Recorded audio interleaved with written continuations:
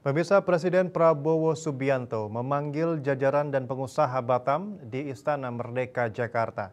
Kepala BP Batam, Sakar Ahmad, menyampaikan bahwa dalam pertemuan tersebut, pihaknya melaporkan program kerja BP Batam difokuskan pada upaya percepatan investasi dan kebijakan strategis.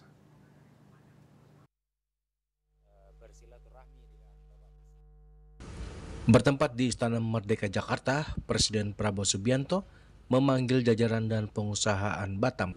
Kepala BP Batam, Sakar Ahmad, menyampaikan bahwa dalam pertemuan tersebut pihaknya melaporkan program kerja BP Batam difokuskan pada upaya percepatan investasi dan kebijakan strategis.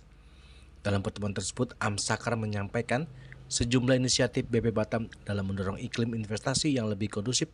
Salah satunya adalah penerapan sistem manajemen lahan terpadu yang bertujuan menata dan mempercepat pengelolaan lahan secara efisien. Sakar juga menambahkan bahwa BP Batam meminta arahan dari Presiden terkait fokus kerja ke depan, terutama dalam rencana pembangunan jangka menengah nasional.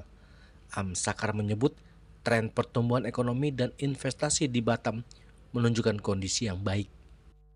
Kami dapat bersilaturahmi dengan Bapak Presiden. Pada intinya kita hari ini diberikan ruang oleh beliau untuk menyampaikan progres yang terkait dengan pekerjaan atau apa yang telah kami lakukan di BP Batam. Pada intinya kami melaporkan pertama desain-desain yang telah kami lakukan agar bisa melakukan percepatan untuk investasi di daerah. Antara lain dengan penataan lahan melalui land management system, kemudian juga penyederhanaan pelayanan perizinan dengan menghilangkan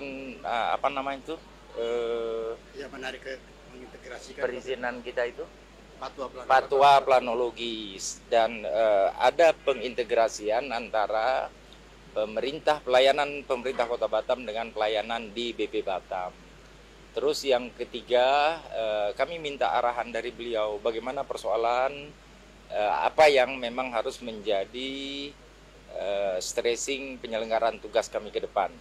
Pada intinya target RPJMN 8% pertumbuhan ekonomi. Dari Jakarta, Julius Suharto dan Ketut Sumadiasa melaporkan.